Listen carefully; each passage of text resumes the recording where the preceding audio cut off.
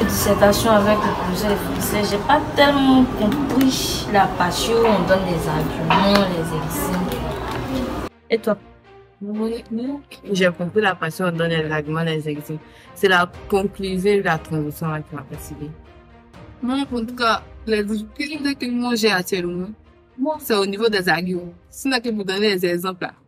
Si on lit les différentes œuvres qui m'ont été conseillées depuis la classe de 6e, on pourra s'insister avec les exemples. Oui, c'est pas faux aussi. Puisque on doit se baser sur des œuvres littéraires lues ou non lues en classe. Fait que tu peux avoir des romans en dehors des classes. Il va dépendre des termes. C'est pas faux aussi. On dit que quand on trouve de reformuler, ça veut dire que c'est ses propres mots. Oui, plus clairement ce que le sujet voulait dire, mais plus en mots cachés. Madame a dit aussi de ne pas paraphraser le sujet. Non, pas. Très simplement. Parce qu'on peut faire directement au sujet. Mais quand il faut des informations, pas simple. Maintenant, c'est un plan explicatif.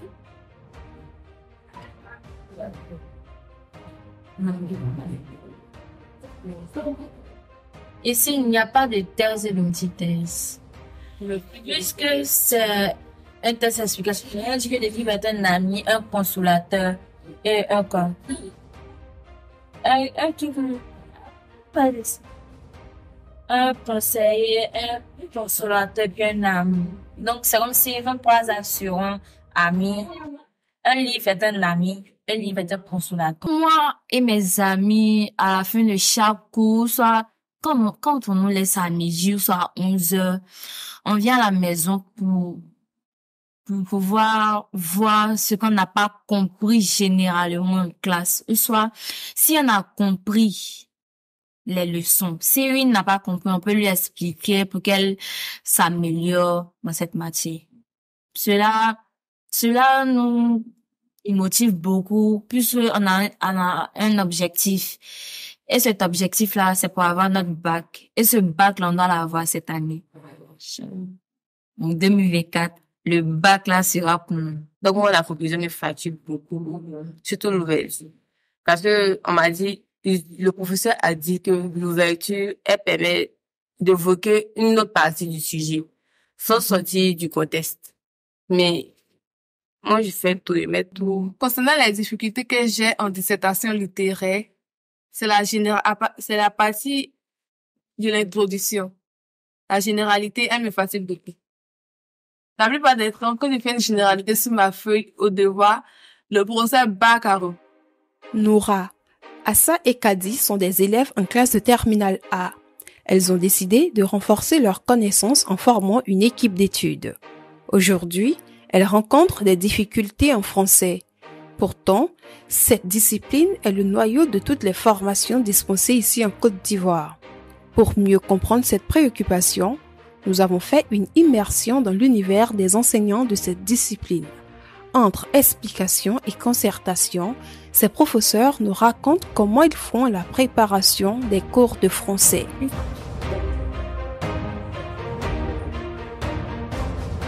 Conseil d'enseignement de français, il y a pour objectif d'élaborer un projet pédagogique commun. Voilà. Et pour cela, il était nécessaire de se réunir autour des textes, des œuvres que nous avons choisies pour cette année et préparer donc les premières lectures méthodiques et aussi autour des sujets, des supports, de textes, de commentaires composés, des sujets de dissertation latérale. Voilà, donc voici le but. Nous devons donc nous accorder sur les différentes hypothèses générales, puis voilà, les différentes entrées pour faciliter l'animation de ce cours dans les différentes classes. Il va arriver que les tests étudiés, ou les tests préparés ici des gens, entre collègues, ne passent pas forcément au niveau des apprenants. Séance se donne dans la classe, il faut tenir compte de la remarque, des observations des élèves, modifier la fiche, de sorte à ce que ces apprenants puissent comprendre véritablement le. Ça prend du temps, quoi. Ça prend du temps. Mais la situation, on peut la régler. Ouais, non. professeur, la compréhension de la langue française rime avec le respect d'un certain nombre de règles. Et comme toute langue, surtout la langue est le français, on a forcément des règles. Et le respect de ces règles rend un canevas bien précis. Ils sont des règles qu'on voit tout au long des études. La base même du français, c'est ça, la grammaire. Lorsqu'ils vont commencer à faire cela, ils vont un peu se réjouir. Fini la préparation des fiches, place maintenant à l'animation des cours. Mais cette fois-ci, on se retrouve dans une salle de classe. Quelle activité avons-nous aujourd'hui? Alors, à la haute voix, nous avons étude ou la lecture.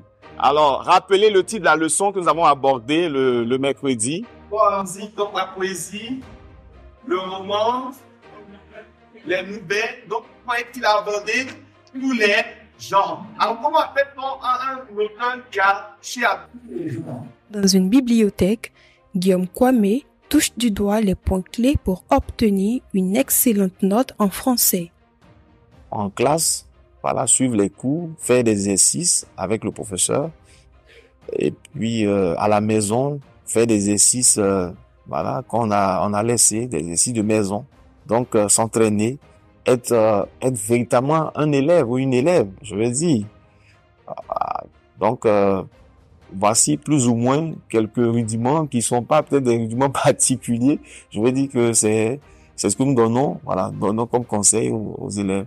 Mais surtout pour l'apprentissage de la langue française et même de toutes les langues, c'est pratiquement l'activité principale, c'est la lecture.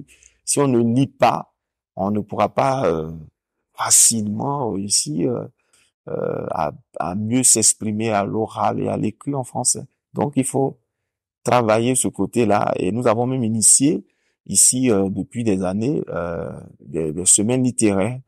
Nous avons même fait une semaine littéraire, voilà, cette année, voilà, qui a bien réussi. On a invité des auteurs. Tout cela, c'est dans le but d'inciter les élèves à la lecture, parce que nous savons que c'est le préalable pour un apprentissage efficient, efficace de la langue française, même de toutes les langues. Il faut lire, il faut lire, il faut lire, il faut lire.